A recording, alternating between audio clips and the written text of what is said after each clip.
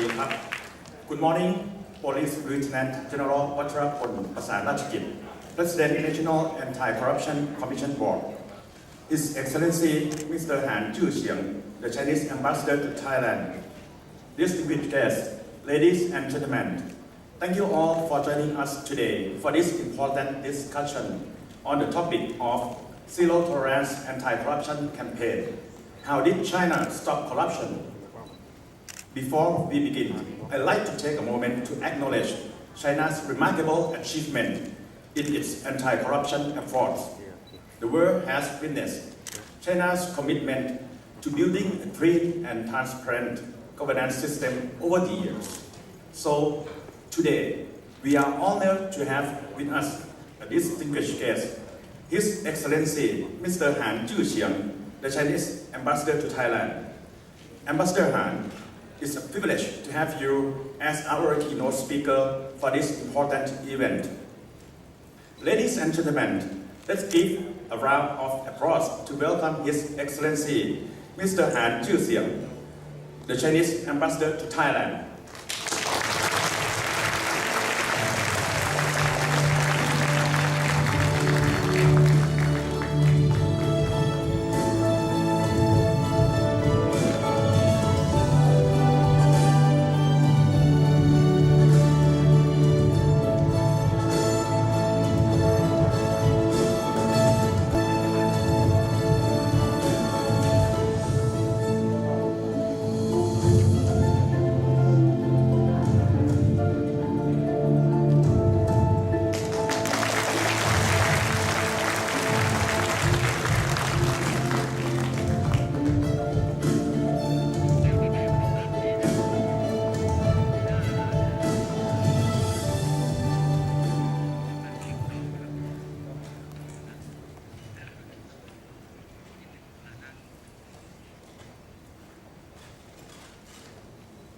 Distinguished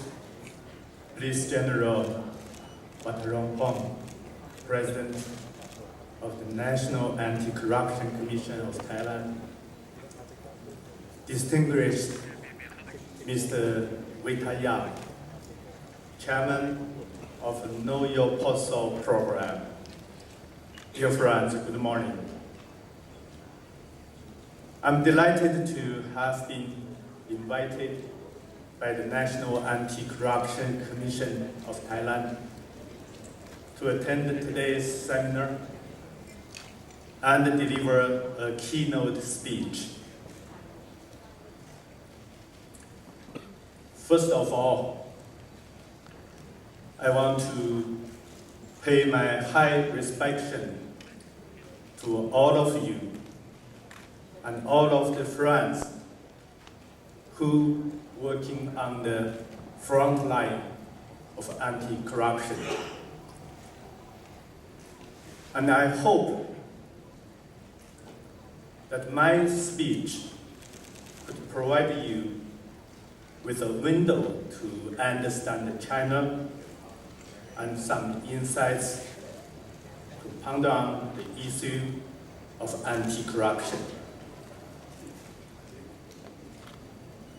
The first part of my speech is about China's anti-corruption concept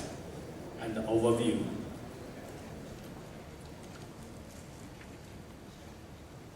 Corruption and power are closely intertwined, eroding social fairness and justice in a small sense, and concerning the rise and fall of a country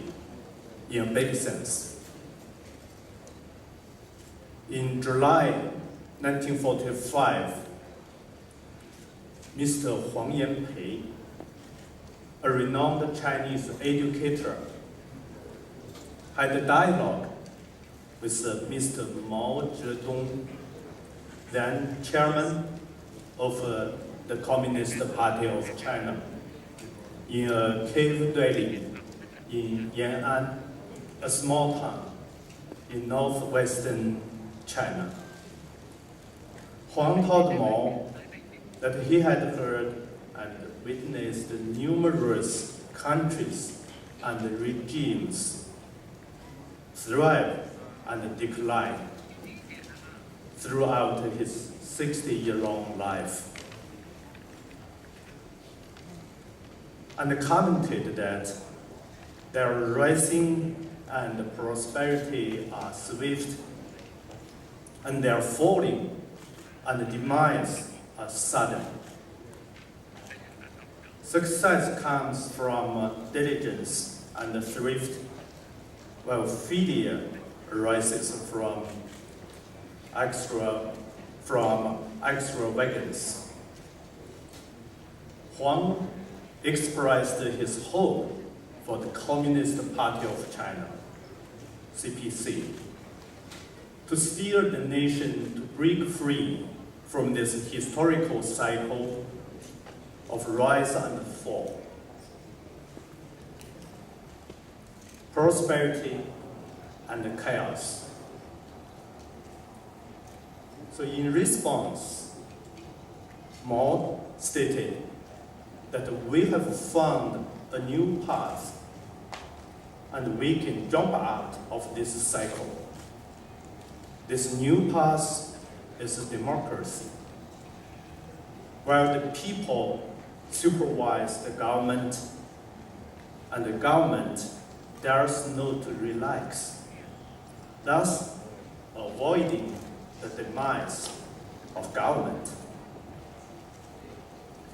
This dialogue, known as the cave-dwelling dialogue, holds significant recognition in China. In October 1949, the CPC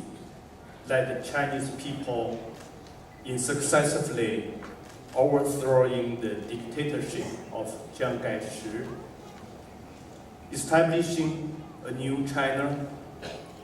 and implementing a socialist system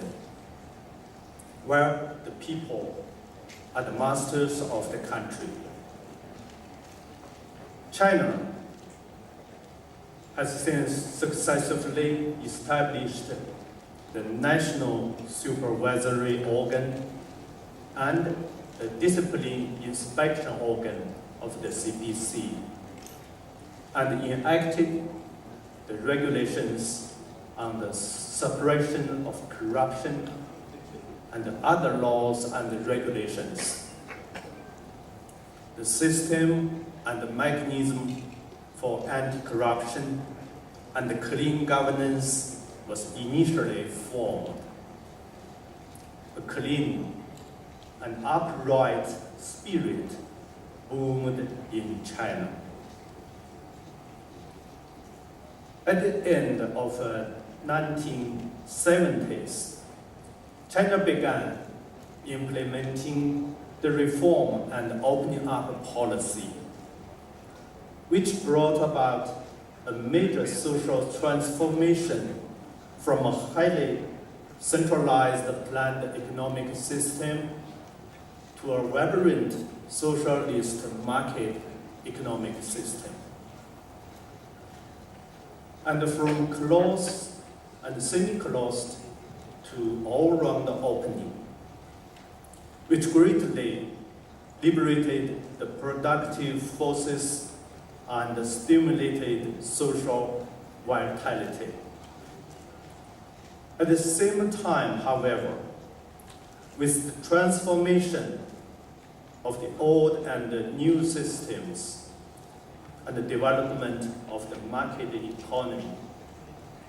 corruption also appeared and spread. The CPC and the Chinese government actively launched the fight against the corruption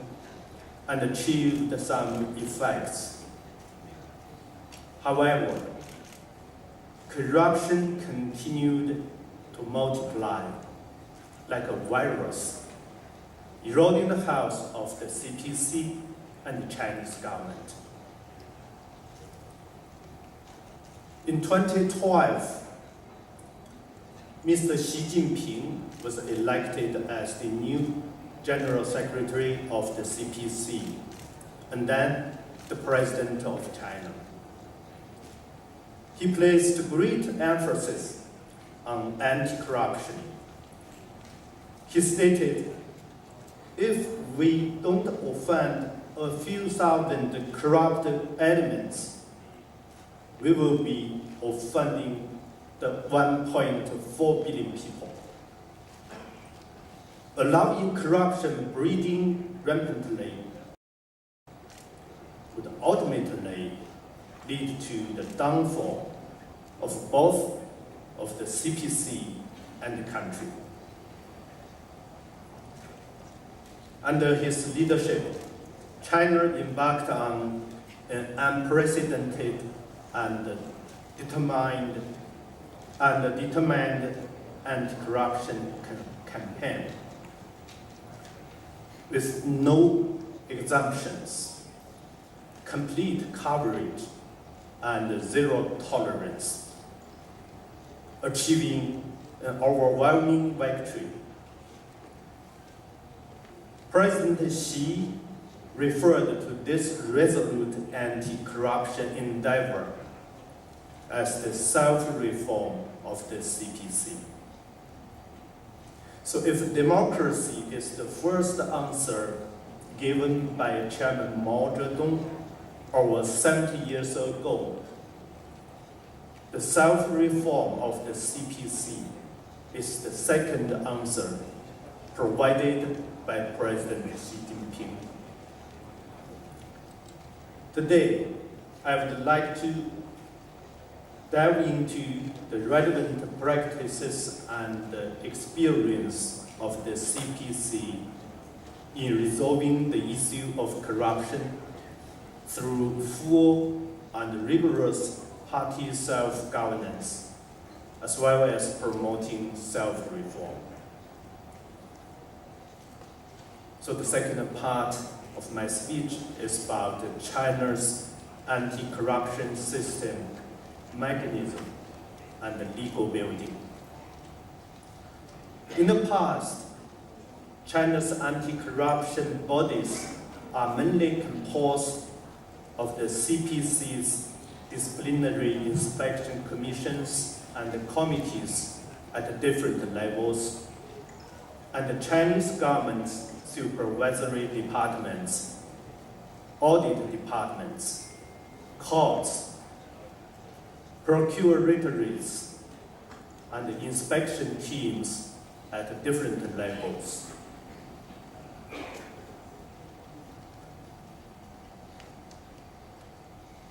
However, in 1213, the CPC undertook a comprehensive deployment of the anti-corruption system and mechanism, strengthening the party's unified leadership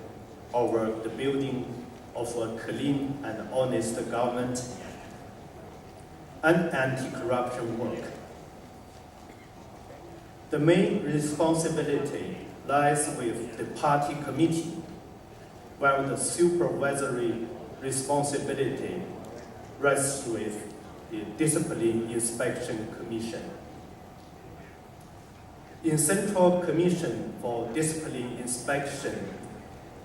dispatched disciplinary inspection agencies to the party and state organs at the central level.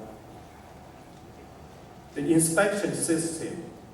at the central and provincial levels was improved to ensure the full coverage of inspections at local levels, departments, state-owned enterprises, and institutions. Supervisory committees working together with the Commission for Discipline Inspection were established at the national, provincial, municipal, and county levels to achieve the full coverage of supervision over all public officials exercising public power. Currently, China has established the anti-corruption work system and mechanism, characterized by the united leadership of the CPC Central Committee, command of party committees at different levels, coordination of discipline, inspection commissions, and supervision commissions, highly effective cooperation between functional departments, participation and support of people. President Xi Jinping emphasized that eradicating the breeding and spreading grounds of bad conduct and corruption fundamentally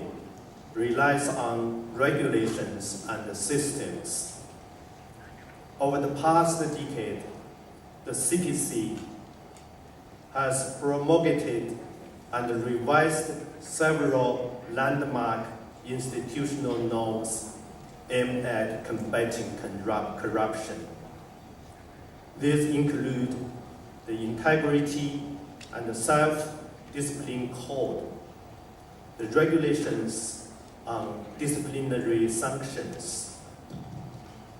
accountability regulations, and regulations on intra-party supervision. In 2015, the Chinese legislature passed the 9th Amendment to the criminal law, which increased the punishment for the bribery crimes. Then, in 2018, the supervision law and administrative punishment law were passed. These developments reflect China's ongoing efforts in the new era to enhance its anti-corruption laws and regulations are being constantly improved, and its institutional kit for preventing and combating corruption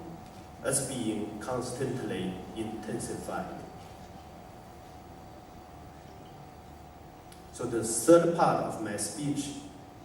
China's achievements in anti-corruption in recent years.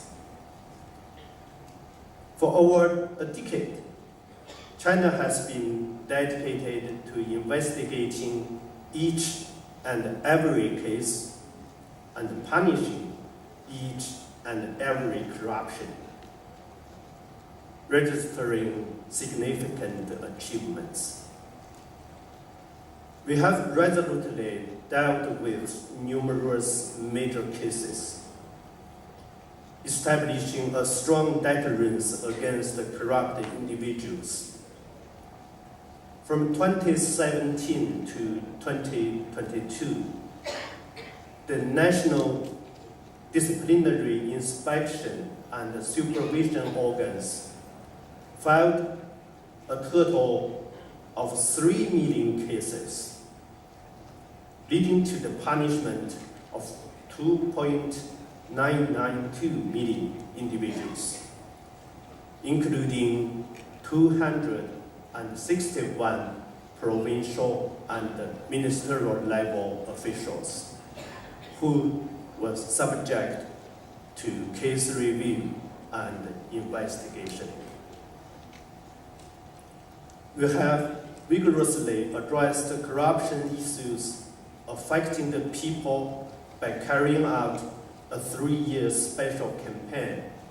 to tackle corruption and conduct issues in the field of poverty alleviation and punishing gang and criminal activities, and tackling the issue of practitioner umbrellas. In the past 5 years, disciplinary inspection and supervision organs have imposed 400 89,000 party and government disciplinary punishments in people's livelihood-related areas.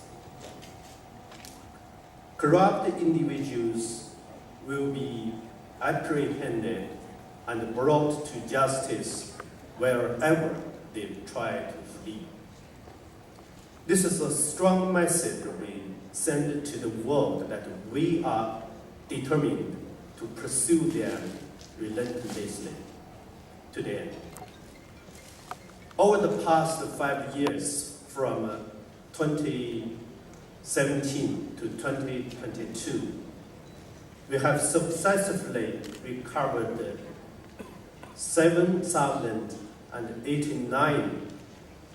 fugitives, including 1,992 party members and state officials,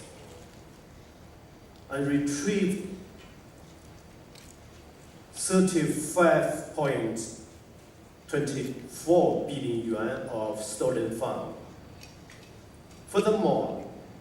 61 individuals on China's top 100 fugitives of the Red Notice have been brought to justice. According to a 2022 survey conducted by the National Bureau of Statistics of China,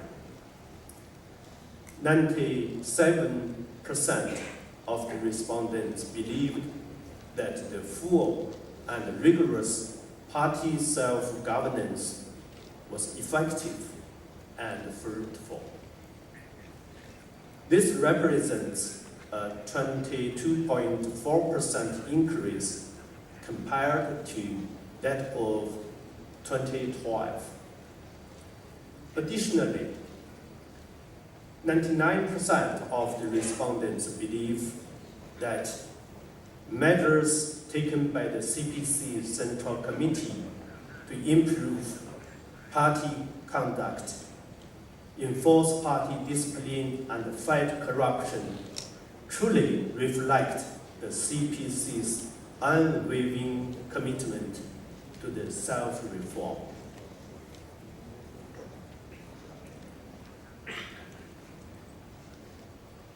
The fourth part of my speech, China's anti-corruption characteristics. Practice proves that the path of fighting corruption and upholding integrity is in line with China's national conditions, the will of the Chinese people, and the regularity of combating corruption. China's anti-corruption efforts are featured by its unique methods and characteristics. The first is exercising the 4 forms of oversight and discipline enforcement. The first form involves regularly engaging in criticism and self-criticism and conducting oral or written inquiries, while those who have committed minor misconduct are made to redden and sweat. The second form is lenient party disciplinary measures and minor job adjustment. It becomes the majority for dealing with disciplinary violations. The third form is severe party disciplinary measures and major job adjustments. It becomes the minority of dealing with disciplinary violations. The fourth form is severe disciplinary case reviews and inspection for suspected disciplinary or illegal violations. It becomes the extreme few for dealing with disciplinary violations.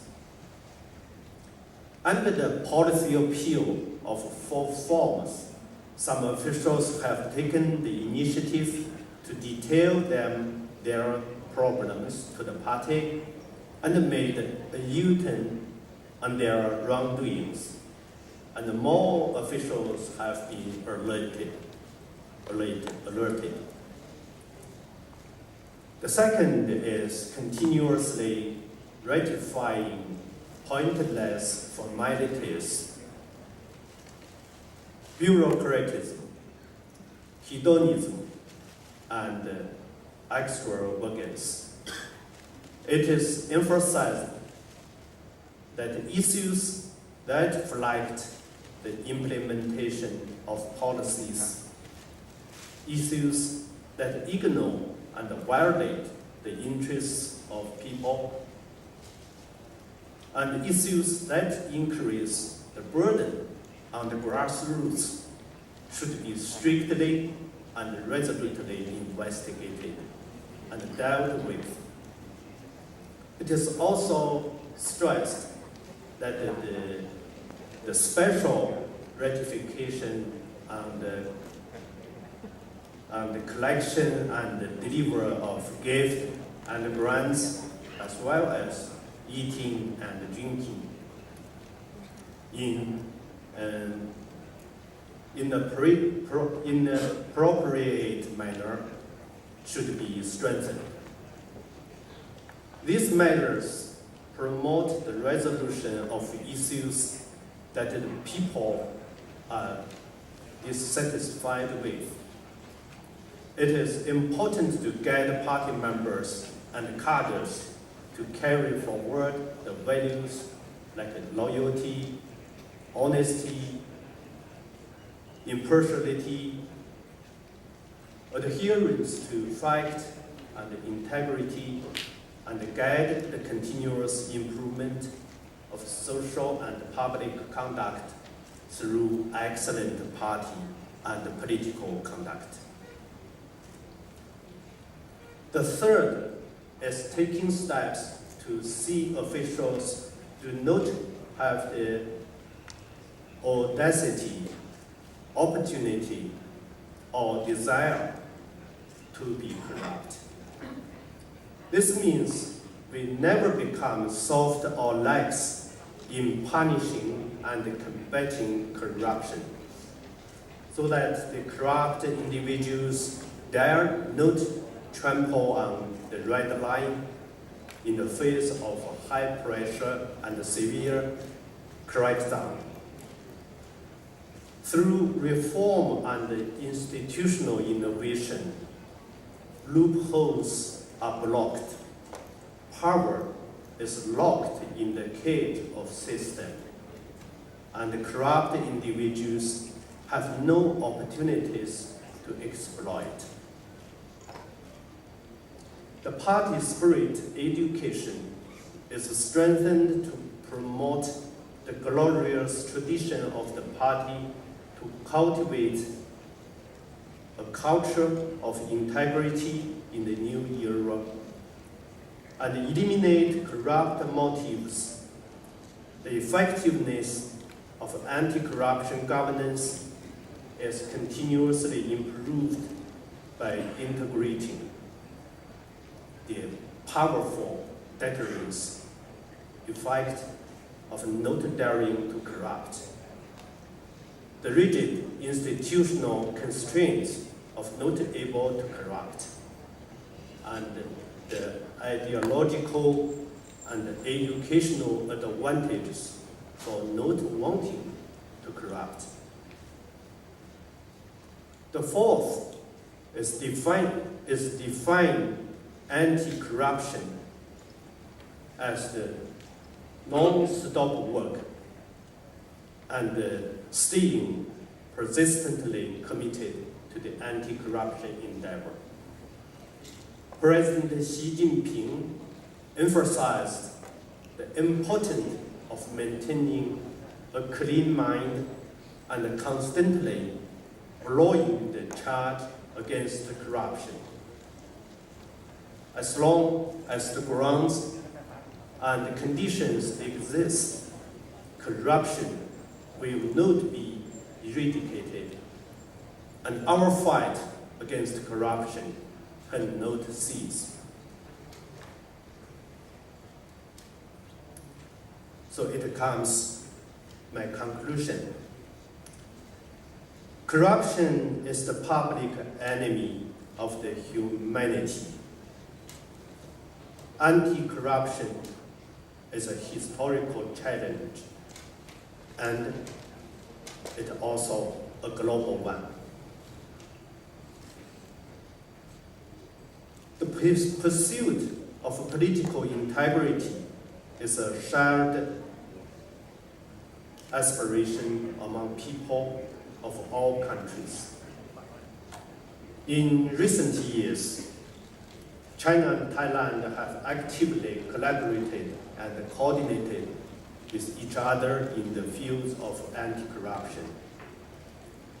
This involves exchanging valuable experience in fighting corruption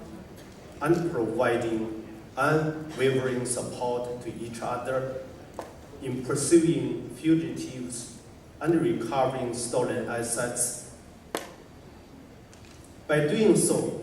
both countries have effectively protected the interests of our citizens and enhanced the meaning of the bond between China and Thailand as one family. Recently, Yu Hongqiu, Deputy Secretary General of China's Central Commission for Discipline Inspection and the Deputy Director General of the State Supervision Commission, visited Thailand. During the visit, she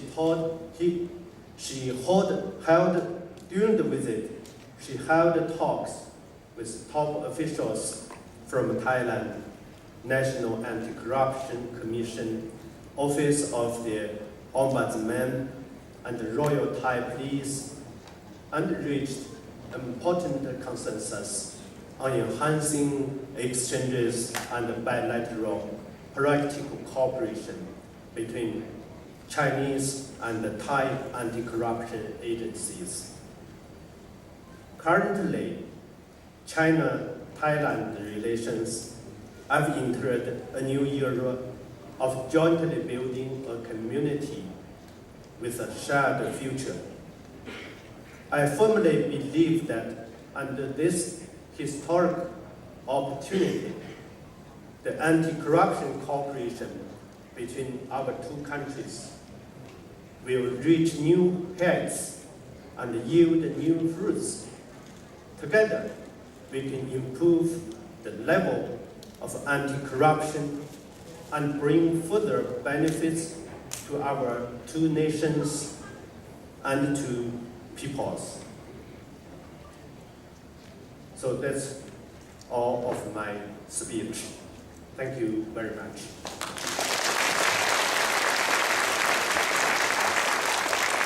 Thank you, Ambassador, for sharing your valuable insight and shedding light on China's successful anti-corruption campaign. We appreciate your time and contribution to this discussion. I would like to summarize in Thai for the audience for a few minutes, and then we open the floor for questions to Ambassador Han. ครับผมขอสรุปนิดนึงนะครับเป็นภาษาไทยสั้นๆนะครับประมาณสัก 2-3 นาทีนะครับว่าในประเทศจีนเนี่ยตั้งแต่ปี 1970 ถึงปี 2012 เนี่ยการคอร์รัปชันเนี่ยเกิดขึ้นเป็นดอกเห็ดนะครับแล้วก็ปี 2012 เนี่ยตั้งแต่ท่านประธานาธิบดีสีจิ้นผิงเนี่ยเข้ามาปกครองประเทศจีนเนี่ยก็มีความกังวลอย่างสูงและมีความคิดว่าการคอร์รัปชันเนี่ยเป็นการทำลายประชาชน 1.4 พันล้านคนของประเทศจีนนะครับจากนั้นก็มีการปฏิรูปพรรคคอมมิวนิสต์นะครับครั้งยิ่งใหญ่นะครับแล้วก็มีการบังคับใช้ในเรื่องของการต่อต้านคอร์รัปชันตั้งแต่ระดับรัฐบาลกลางถึงท้องถิ่นถึงองค์การปกครองส่วนท้องถิ่นนะครับแล้วก็5 ปีที่ผ่านมาเนี่ยเคสทุจริตเนี่ยมีมากมายนะครับประมาณ3 ล้านเคสแต่ว่า3 ล้านเคสเนี่ยของเขาเนี่ยก็จัดการในการลงโทษถึง 2.99 ล้านเคสนะครับ แสดงว่าเกือบทั้งหมด90มากกว่า 90% เนี่ยมีการลงโทษไปทั้งหมดนะครับมาตรการลงโทษเนี่ยก็เป็นตั้งแต่ระดับสูงตั้งแต่ระดับรัฐมนตรีจนถึงระดับบุคลากรส่วนล่างเลยนะครับถามว่า characteristic เนี่ยที่ว่าทำไมถึงประสบความสำเร็จและเป็นลักษณะเฉพาะของประเทศจีนเนี่ยก็คือ1ก็คือมีการลงโทษอย่างรุนแรงทุกระดับนะครับก็มีระดับของการลงโทษตั้งแต่ว่ากล่าวตักเตือนจนถึงการลงโทษขั้นรุนแรงนะครับอันที่2คือมีการปรับ culture ในการทำงานนะครับลดรับของขวัญไม่ให้ไปดื่มงานเลี้ยงนะครับลดรับของชำร่วยต่างๆนะครับการจัดงานเลี้ยงการดื่มแอลกอฮอล์สถานที่ต่างๆนี่ก็มีการปรับนะครับอันที่3ก็คือลดโอกาสการเกิดโอกาสถ้าเกิดมีโอกาสมันก็มีโอกาสในการเกิดทุจริตทุกครั้งนะครับเพราะฉะนั้นการปรับโอกาสให้การศึกษาสร้างวัฒนธรรมเรื่องของความซื่อสัตย์นะครับแล้วก็สุดท้ายก็คือการโฟกัส on action ครับกัดไม่ปล่อยติดตามอย่างต่อเนื่องอย่างไม่หยุดยั้งในการที่จะลงโทษนำผู้กระทำผิดมาลงโทษนะครับฉะนั้นกลไกสำคัญที่สุดเนี่ยอันดับที่1ก็คือผู้นำระดับสูงสุดนะครับโดยท่านประธานาธิบดีสีจิ้นผิงเนี่ยเอาจริงเอาจังกับปัญหาคอร์รัปชันมีการบังคับใช้กฎหมายอย่างเคร่งครัดมีการนำผู้กระทำผิดมาลงโทษไม่ว่าจะอยู่ในประเทศหรือต่างประเทศนะครับในต่างประเทศเนี่ยก็ได้เงินคืนมามากมายนะ 3.5 พันล้านหยวนนะครับไม่ว่า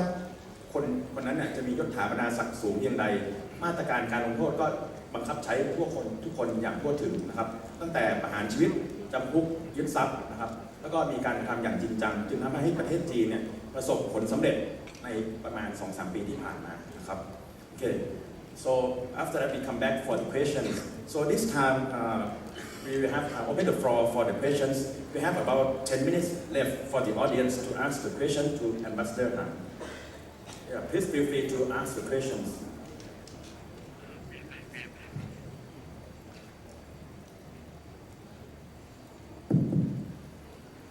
Your Excellency, my name is Police Major General Grade Wanit, Commander of Police Division. And very appreciate your presentation today and I have some questions. Due to the advancement financial transaction technology, it's made it easy to migrate assets to different countries, especially a country that is a paradise for moving assets or storing assets in the form of digital assets such as NFT or cryptocurrency. This presents a challenge. How does China have measures to deal with? 尊敬的韩大使，非常感谢您的精彩演讲。我想问的问题是，现在金融交易技术非常先进，把资产转移到国外，尤其是接受数字化资产，包括非同质化代币、加密数字货币等的国家，很容易实现。这是当前面临的挑战。中国在这一方面有什么应对举措？谢谢。感谢你的提问，这个问题问得很好。现在这个金融交易技术不断的发展，也给犯罪分子通过各种技术手段，把这个犯罪的资金转移到国外提供了便利，也增加了我们打击腐败技术上的难度。Thank you very much for your question. It's a very good question. Currently, the financial technology development has been advancing, providing convenience for the transfer of these corrupt assets to other countries, and also increased our difficulty in combating corruption. 这个从它表现的形式来讲，可能突出的还是一种洗钱的问题。那么近年来呢，中国加大这个在反洗钱领域的监管力度，我们专门制定了中华人民共和国的反洗钱法。同时呢，中国的金融部门、司法部门和外汇管理当局联合的开展打击利用离岸公司和地下钱庄转移赃款的专项行动，打击利用虚拟资产进行跨境资金转移的非法行为，来切断这个腐败资产外流的途径。In terms of its form, the major form is money laundering. In recent years, China's supervision in terms of anti-money laundering has been increasing. We have formulated and enacted the anti-money laundering law of the People's Republic of China, and also China's financial, judicial, and foreign exchange agencies have launched a special campaign against the use of offshore companies and underground banks to transfer illicit money, and we cracked down upon the illegal use of virtual assets to transfer funds across borders and cut off the channels for the outflow of corrupt assets. 那么另外一个方面呢，就是加强国际合作，这个包括在不同国家之间呢，加强金融情报的交流合作。And the other aspect is to increase the international cooperation with different countries, and especially to increase the exchanges and cooperation in terms of financial intelligence. 这个中国到目前为止啊，已经同包括世界主要国家在内的56个国家，签订了这方面的合作的 MOU。Currently, China has signed MOUs with 56 countries, mainly in this regard. 这个领域呢，也是这个魔高一尺，道高一丈，需要我们不断的去改进我们的方法，运用最先进的科学技术手段，来不断提高我们打击犯罪分子进行境外资金转移的能力。And in this area, we say more高一尺，道高一丈. This means some evil forces are capable, and others may be even more capable. And we need to improve our method. We need to improve our methods and improve our technology in this aspect to increase our capacities to combat the illegal activities in this regard. 谢谢你的提问。 Thank you very much. คำถามนะครับก็คือถามว่าปัจจุบันเนี่ยเรื่องของดิจิตอลเคอเรนซีหรือว่าการเคลื่อนย้ายแอสเซทต่างๆเนี่ยในต่างประเทศเนี่ยก็มีการเคลื่อนไหวค่อนข้างจะมากนะครับแล้วถามว่าเมื่อกี้คำถามคือว่าประเทศจีนเนี่ยมีแนวทางในการจัดการอย่างไรในการเคลื่อนย้ายทรัพย์สินต่างๆไปต่างประเทศนะครับก็มี 2-3 แนวทางนะครับอันที่หนึ่งก็คือว่ามีการตั้งของกระทรวงการคลังแล้วก็ตั้งหน่วยเฉพาะพิเศษเนี่ยในการตรวจสอบทั้งเอกชนและรัฐบาลเนี่ยของบุคลากรต่างๆเนี่ยอย่างเคร่งครัดนะครับอันที่หนึ่ง อันที่ 2 คือทำ MOU ร่วมกับประเทศต่างๆ 56 ประเทศนะครับที่จะมีการ MOU ในการจัดการเรื่องของการเคลื่อนย้ายทรัพย์สินในการที่จะเรียกเงินคืนเพราะประเทศจีนนี่เป็นประเทศหนึ่งที่เรียกเงินคืนจากต่างประเทศที่ได้ค่อนข้างจะเยอะนะครับ 35,000 ล้านหยวนนะที่เอากลับมาได้นะครับเรามีเวลาอีกประมาณ 10 นาทีครับเชิญครับ Your Excellency, my name is Pan Tong. I'm the principal advisor at the Thai Customs Department. I have a question is that nowadays China is recognized as a world advanced technology leader. How does China adopt the digital technology to combat the corruption? Thank you. 谢谢你的提问，也谢谢你对中国科学技术发展的肯定。Thank you for the question, and also thank you for your recognition of the development, scientific development of China. 这个应用先进的信息技术、数字技术进行反腐啊，确实是一条非常有效的途径。It is a really an effective approach to use advanced technology, advanced digital technology to combat corruption. 中国政府在行政事务中，也包括反腐工作中，在很多方面都得益于数字化的应用和信息技术。The Chinese government has gained much benefits from the application of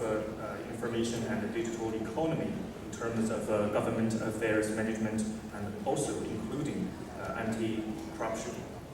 最主要的这个平台呢，就是我们的电子政府And the major platform is our e-government platform. 它提高了行政效率，这个为行政服务带来了均等化、普惠化。It has increased the administrative effect and also has brought equalization and also inclusiveness to the services. 第二个呢，它有利于规范行政权力的运行。我们通过电子政务，把这个权力清单和权力运行的流程公诸于众，保证公众的知情权、信息对称，这就有效地防范了很多不正当的行政行为。And we are the e-government, and we announced we announced our the second is it is beneficial for the regulation of the operation of administrative power, and we announced via the e-governance the relative details and of power list and power operation procedures, so that we guaranteed the knowledge right of the public, and also we ensured the information symmetry. 另外一个呢，这个数字政府还有一个特殊的效果，就是可以实现行政行为的网络留痕。And the third is this digital governance has a special effect. That is, it can leave the trace on the cyber. 这为我们这个反腐败提供了非常高效的数据和可靠的数据支撑。And this has provided us with very highly efficient data and technology support. 不知道是不是回答了你关心的问题？I'm not sure whether I have answered your question yet. สำหรับคำถามนะครับที่ว่าปัจจุบันเนี่ยเทคโนโลยีต่างก้าวหน้าไปมากรัฐบาลจีนเนี่ยมีแนวทางนำเรื่องของความก้าวหน้าเนี่ยมาใช้ไปประเด็นสำคัญที่ท่านทูตกล่าวนะครับคือว่าอันที่หนึ่งเนี่ยก็คือมีการจัดการเป็น e-governance นะครับข้อมูลพอได้ e-governance เสร็จปุ๊บเนี่ยอันที่สองที่จะได้ตามมาคือเรื่องของข้อมูลพอได้ข้อมูลต่างๆเนี่ยการจัดการต่างๆก็เลยเป็นระบบแล้วก็เขามีการโฟกัสคอนเนคชั่นคือว่ามีการติดตามทุกระดับอย่างชัดเจนนะครับแล้วก็เรื่องของดิจิตอลรัฐบาลจีนให้ความสำคัญกับเรื่องของการทำดิจิตอลค่อนข้างจะเยอะนะครับเพราะฉะนั้นความแอดวานซ์เท่าไหร่รัฐบาลจีนก็แอดวานซ์เท่านั้นนะครับอันนี้คือเป็นคีย์สำคัญที่ท่านพูดได้กล่าวไว้นะครับ Thank you very much, Your Excellency. ครับผมว่ามีอีกสักหนึ่งคำถามนะครับสักหนึ่งคำถามแล้วก็เพราะว่าเวลาเราจะหมดแล้วนะครับขอมีอีกไหมครับคำถามบนฟลอร์นะครับอีกสักหนึ่งคำถามนะครับ Good morning, Your Excellencies. My name is Sarah. Your Excellency, Thailand has implemented the decentralization almost 30 years ago. So one of the problems we are facing with this decentralization is when we distribute budgets always to the local governments, we seem to notice a higher increase in corruption. And as Your Excellency has just shared a valuable experience from China, that you have distributed a major part of the budget of more than 80% of your budget to your local government. I would like to understand better how you encounter and how you interact with this increase in corruption due to the increase in budget to the local and smaller size of administration. 好，这个我知道咱们这个研讨班的主题也是围绕着地方反腐，这个确实是一个反腐工作的重要方面。如您所言，中国的地方政府啊，确实是这个每年都会有中央财政的较大数额的转移支付。您说到80%，这个数字可能稍稍大了一点，但是也有70%多。Thank you for your question. I know that the theme of this seminar is also related to the subnational anti-corruption, and this is also a very important aspect in terms for anti-corruption. Just as you have mentioned, the Chinese government allocates a large amount of disbursement of budget to the local governments. But the figure you mentioned is 80%. Maybe it's not that big, but it's more than 70%. 这个，所以呢，我们是非常重视地方这一层级的反腐，防治这个腐败问题发生，从这个财政资金上进行严格的监督管理。So the Chinese government attaches great importance to the subnational government's anti-corruption, and we have taken the measures to curb this corruption at this level by fiscal capital monitoring. 这个主要的这么基本的几个方面吧。第一个呢是地方的预算，包括中央政府给予的转移支付，都要统一的拿到地方的人民代表大会去经过审理，通过才行。The first is the local government budgets including the transfer disbursement from the central government must be reviewed and approved by the local people's congresses. 那么地方的人民代表大会，也就是这个地方的权力机构，它是要对各个部门的预算的执行行使来自立法机构的监督权。And the local congresses must exercise the supervision rights from this legislature for this.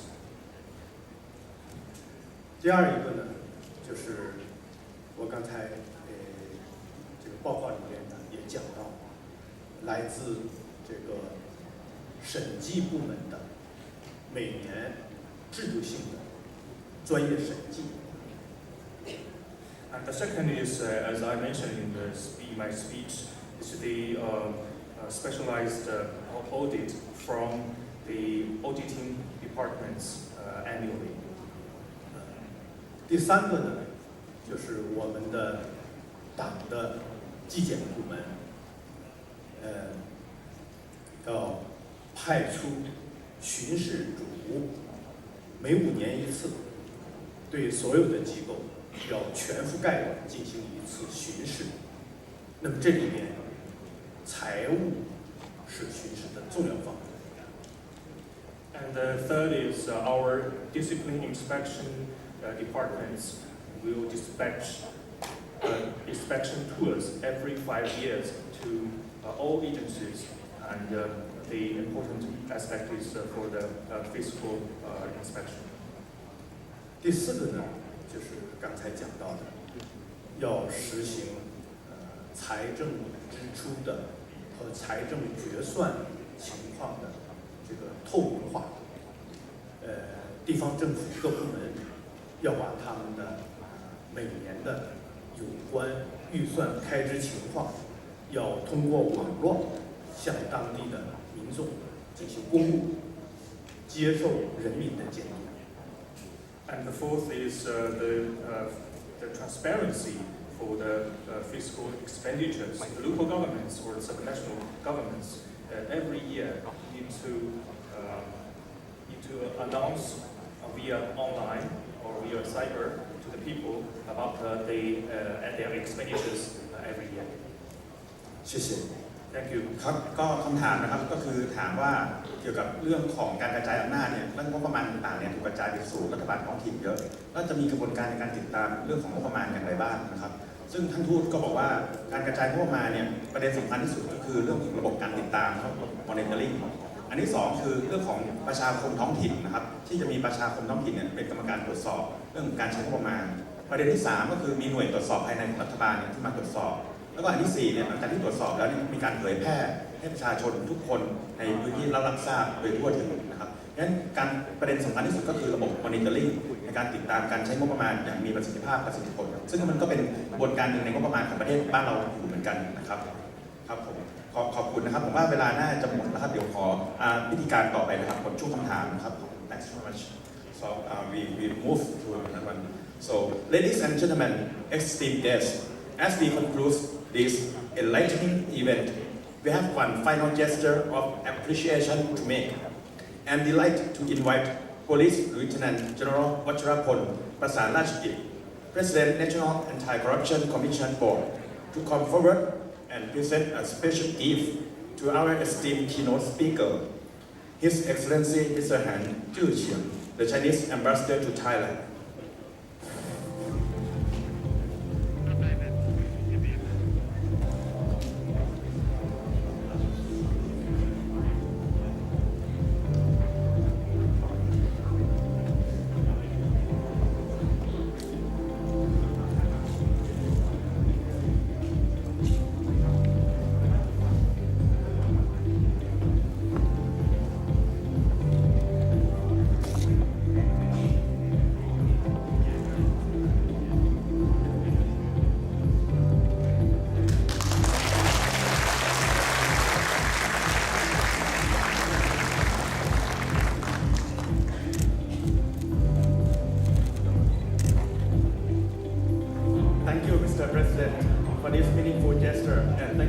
Ambassador Han for your continued commitment to promoting anti-corruption efforts. This event has truly been a platform for exchanging knowledge and fostering cooperation in the pursuit of corruption-free futures. So thank you all once again and have a wonderful day. ขอขอบคุณท่านเอกอัครราชทูตหานจื้อเฉียงมากนะคะลำดับต่อไปนะคะขอเชิญท่านผู้มีเกียรติแถวแรกนะคะร่วมถ่ายภาพที่ระลึกขอลำดับแรกขอแถวแรกก่อนเลยนะคะขอเรียนเชิญค่ะ